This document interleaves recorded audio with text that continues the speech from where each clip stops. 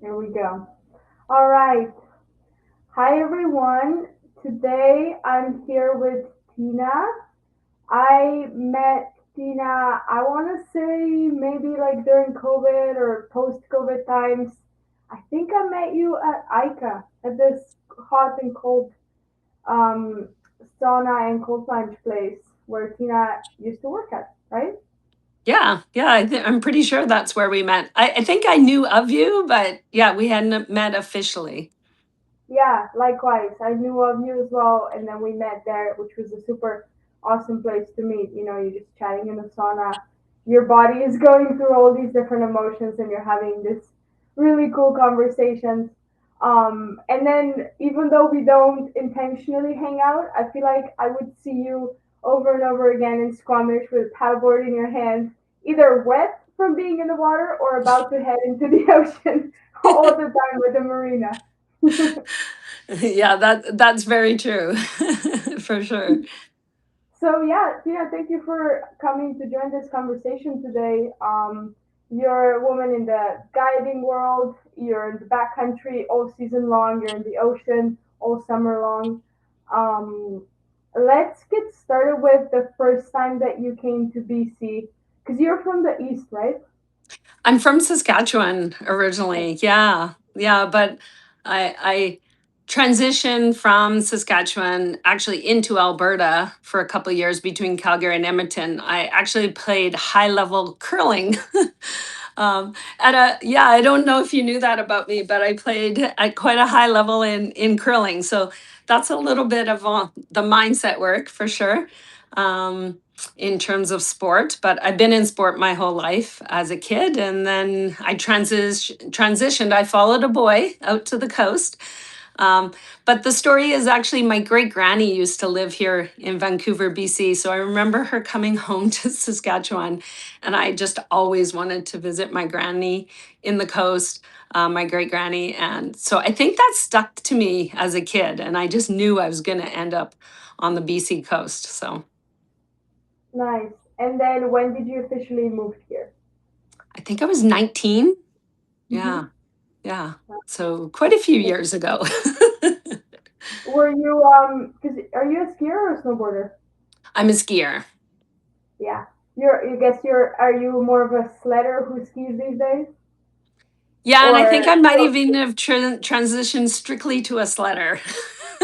still time sledder? I I mean, ski, I yeah, get I it. ski tour, and I would say obviously I did a lot of the skiing, sledding with the kids.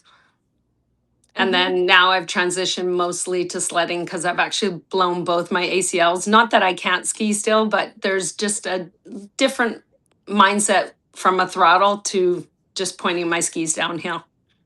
Yeah, 100%. And when did you start sledding? Oh, I want to say, well, it was before kids. So my eldest kid is 23 and my youngest is 20. So yeah, I guess Okay. that's so a long time. Yeah, yeah, totally. Um, so you've been on the coast for safe to say 25 So, years, 23 years, yeah, we'll say something 25 like here in that. Squamish. Yeah. Yeah, that's a very long time. So, what was your mentality like? You came about 25 years ago into this community. Now, I'm 27, so I was definitely not around when that was happening, but I assume it was a very male saturated sport, male saturated community, very heavy in the masculine. Did you feel accepted? Did you feel like they were happy to take you out, or were you working hard to find your place? Um, I guess I guess I never really have worked hard to find that place because I being in sport in Saskatchewan, um, I just sort of was a bit of a tomboy. So I never really felt uncomfortable in that realm, even though I was a female. Yeah, And I guess that was because that was just always part of my life. As a kid, my background was to be in nature all the time with my dad and my family. So it just wasn't very comfortable. And then I was in Kitsilano as well as a fitness and wellness coach for 12, 15 years. So I was, actively training men and women. Um, so yeah, I was never really intimidated them. My boyfriend at the time gave me a sled and I rocked up to the top of the mountain. And he basically said, "We need to teach you some safety because you're going to kill yourself." Speed has never been an issue for me, but unlike what you do, I have a issue with heights. Mhm. So jumping, I so much respect to you for what you do. But the fear of speed is definitely my friend. So yeah, in terms of that male, female, masculine, I was never intimidated. And obviously now with having two kids, I see it more so in the years I raised them. But me personally, I don't get intimidated by it. So might be just my age Yeah, and well, if you were in and my that environment, mindset over it, right? yeah, 100%. If like if something is normal since you're young, then it's not really out of your comfort to be in it, right? Yeah. Yeah. I Did always you? played with the boys. And There you I go. mean, Yeah, obviously, I know if I'm not physically strong, I just have to have more skill and refinement and attunement. Exactly. So yeah, I just find my way through it and don't let that part get into my head. yeah. That's what my mom would tell me all the time. It's I think that you're not super talented, but you have a very strong mind, so that Mhm. can get you a lot further than talent if you like stick to it, with determination and persistence. Exactly. Yeah. And I had to learn that sort of with what I was brought up into. So yeah. Did you ever have a feeling of invincibility? Is that the word? Like when you feel invincible? Oh yeah. I think that changed once I had kids, because then I had a Mhm. different level of worries or fears. Um, Watching my own kids do some activities uh, in sport. Mhm. So yeah, I definitely appeared in my time before kids. I definitely felt invisible.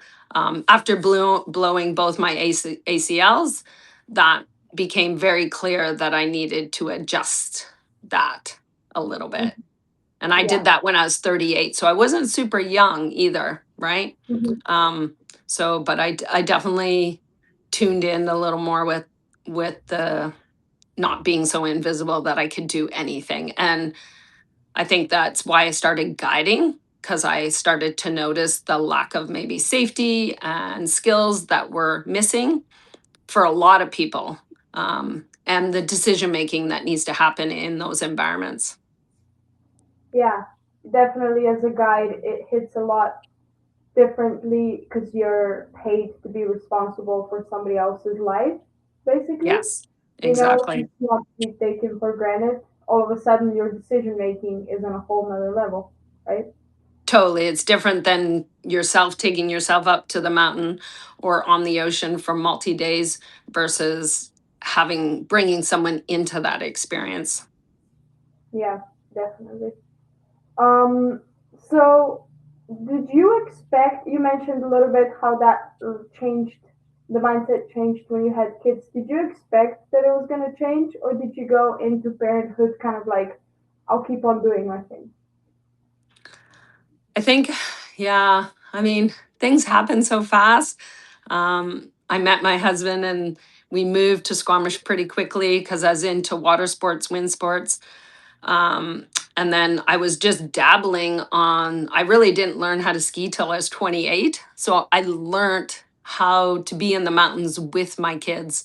Um, Mm, in terms of more technical, because in my earlier years before 28, I was very much work driven, make money, so that I could play, but yeah. didn't get to play enough. And then with the kids, I chose to be a stay at home mom, Hmm. and do training from my home. And that's when I really, I guess I'm trying to think back where your question was leading. Hmm. But that's when I really changed my mindset and thinking is was with the kids, um, and how I was gonna start moving forward in sport. Um, and yeah, I toned it down quite a bit just so I could play with them in Yeah, their young years. yeah, yeah, for sure. Um, and then how did an opportunity come to start guiding in the backcountry? Did you start with sledding right away, or did you guide some skiing before? I guess I probably started about the same time, with the sledding and the ocean stuff. Again, it led to the injuries, and I just needed to find another way to move my body. So the paddling on the ocean through rehab and recovery, and the I guess it was about the people that I met. I mean, with my sup mentor, and also with Julianne, both were just teaching me how to do that skill well. And then through that process of learning those skills, they just saw the coaching side in me, and really just engaged with me to get certified and to do all these things. So they very much mentored me into that. I didn't really expect I'd be a guide ever, really. I sort of just have fallen into it out of passion of keeping myself safe. And then it just grew into improving all those skills good enough to be able to coach and teach other people and empower them through both those ways of being. So, I mean, everything's happened pretty naturally. I don't put a lot of like emphasis on like I'm going to do this. I'm not like Hmm. super goal oriented kind of human being. I just live every day pretty meaningful and in the moment. And so when I think of timelines, it's just been very natural process for me. Yeah, yeah, very much flowy. Yeah, and yeah, I think of that. And even now, I've had a big change in my life the last 4 years. So I'm now on my own with no Hmm. partner. So same thing. I feel like I kind of lost myself and now I've found my flow again. And super grateful that I have that guiding world to continue supporting and empowering other people, especially women, Hmm. in those sports. Yeah, and in those activities and experiences. Yeah, no, it's incredible. It feels very fulfilling. Um, to teach and to give back because well you got really lucky I want to say with having female mentors Hmm. in in the mountain world or ocean world, you know, that it's not super common to hear these days still. Yeah, for sure. And I mean, in the sub component, I met Norm Han mainly through Jen Seger, his wife. And so Jen and I became quite close, and she's an adventure racer. And so she was a big part of, you know, making me realize that I'm more important in this industry than I thought I was, Yeah. um, in terms of coaching and empowering women. Hmm. I spent a lot of time on my road bike after my knees, so I empowered a lot of people through pedaling on my bike. And I also had an amazing mountain bike coach. Um, well, two of them here in Squamish, so they pushed me down some pretty hard trails. So not only was I empowered by some of the youth and the young people, but now I've been able to give that back. So yeah, I've had amazing women around me, and then Julianne from She Shred Mountain Adventures. You know, I met her up in Pemberton, and she just took me under my wing, and I'm so lucky that I still get to tail guide and work with her. Yeah, Yeah. that's amazing. Yeah, very very cool. When you say that you lost yourself a little bit, was that within your marriage or was it after? Yeah, it was during sort of the end before I knew we were gonna get separated and gone. There was a bit of loss within that. And that was because we were just growing in different directions. And so, in the moment it can be really sad and stressful, but now I can reflect back on it and it's very much a gift. Hmm. So yeah, we have to have hardship to grow and change and evolve. Um, and yeah, it's not something we can always control. We have these dreams, and maybe sometimes that's, in some ways, I did have a big dream, and then when it doesn't come to finalization, or and yeah, there was a lot of transition for me. My kids left, I ended my divorce, I lost my dog. There was a lot of things that went down in a very short time, and so now I'm at a much different headspace. um, and it's hard to believe that was 5 years ago now that all that Mm. happened. Yeah. What was your, I guess, compass in those times? What was that thing that kept you on the path of putting the pieces back together? Yeah, Did you just have, to get out and move my body. yeah, Don't get nature, stuck up here. yeah. um yeah, move the heart, move the lungs, move all those organs, move the body. I have a very strong fitness background, so I know how important it is to just physically move Hmm. and get out of those thoughts and ideas of what usually aren't true, or they pull you back down. I mean, I've seen a lot of people go through stress and anxiety in the coaching world, everyday humans. I've worked in sport, but I've also just worked the general population. So yeah, it's just important to just get out of your head and move your body. And then when you go back into your head, it's much clearer. It's true. Yeah, it's like when you're. I feel like when you're sweating, it's like another way of crying. You're taking like shit out of your body, even though it's physical. I think the emotional comes out. Totally. I think you're totally right. And I think that's how I found Ica and doing the whole Yeah. sauna world. It was about, in that time, I really, through my hardship, I really needed to slow down. And as much as I wanted to like speed up and kind of be angry and do all these things, I really went inside.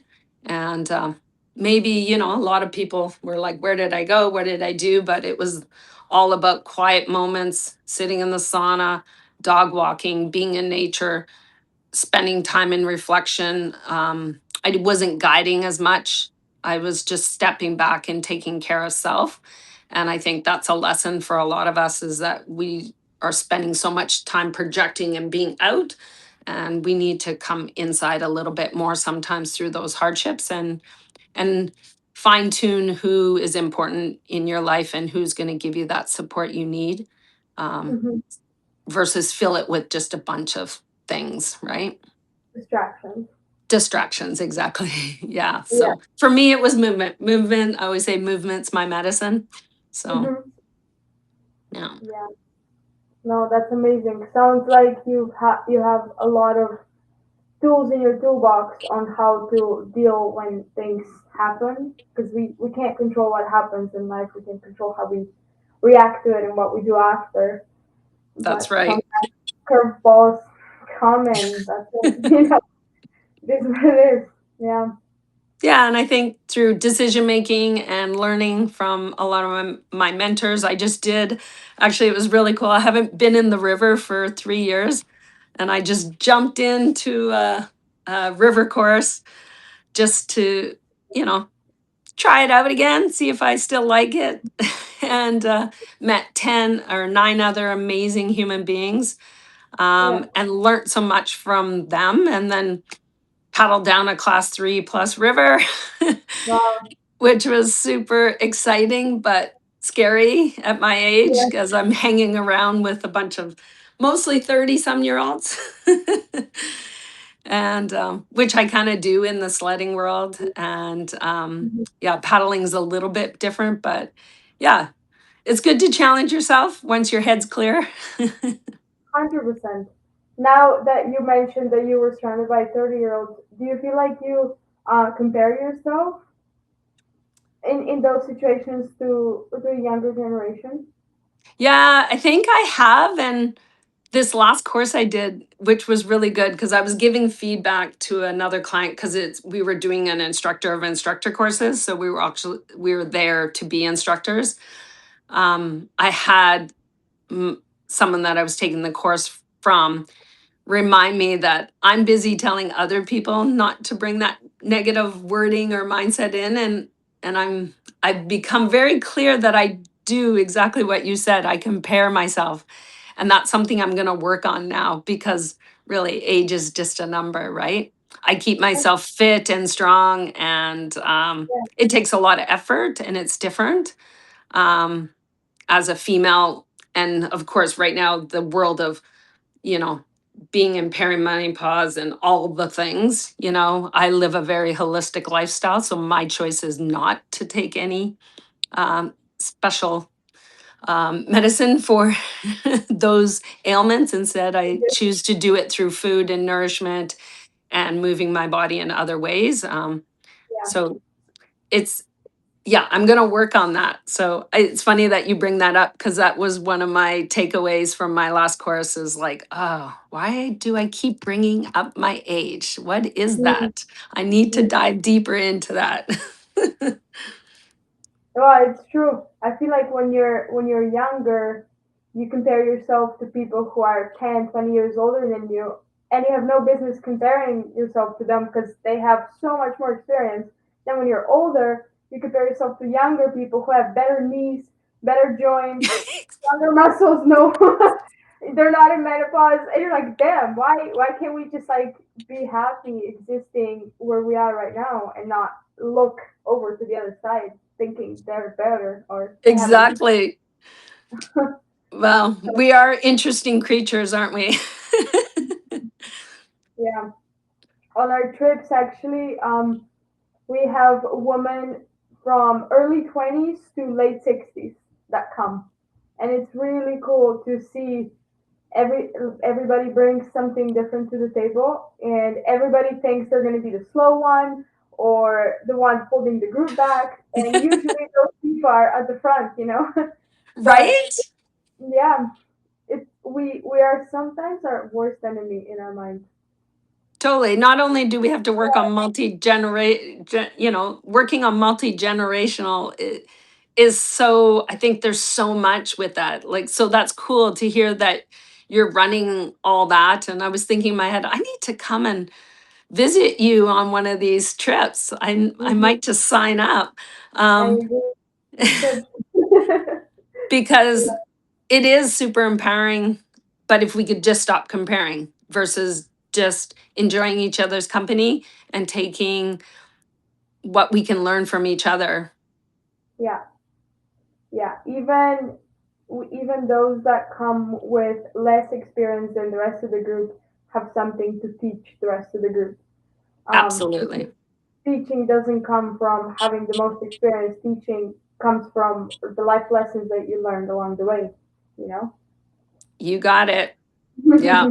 Yeah. One of my mentors, he's coming up to 50 years of guiding, and he Wow. was just teaching part of that river course. And same thing, he all the takeaways and the things he learned was mind blowing what he shared, right? Yeah. Yeah. 100%.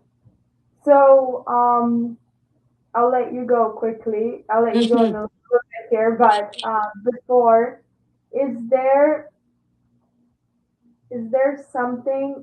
Sorry, are your kids girls or boys? Well, I have a non-binary child. So Alana's Mhm. going to be 23 here, and actually Alana went through the TRU outdoor ed program, and they Cool. just graduated with an interdisciplinary degree in arts, indigenous studies, and anthropology. But they're Alana's guiding, which is pretty cool. Um, You and must be then very proud. yeah, I am. They're doing some amazing things in the world right now. Yeah. Yeah. Yeah, And then that's a, Kai is 20, mhm. and he's been traveling a lot. So he went to South Africa. He actually went to Indonesia tech free with a buddy. So Wow. no technology. I dropped them off at the airport with no cell phones or computers.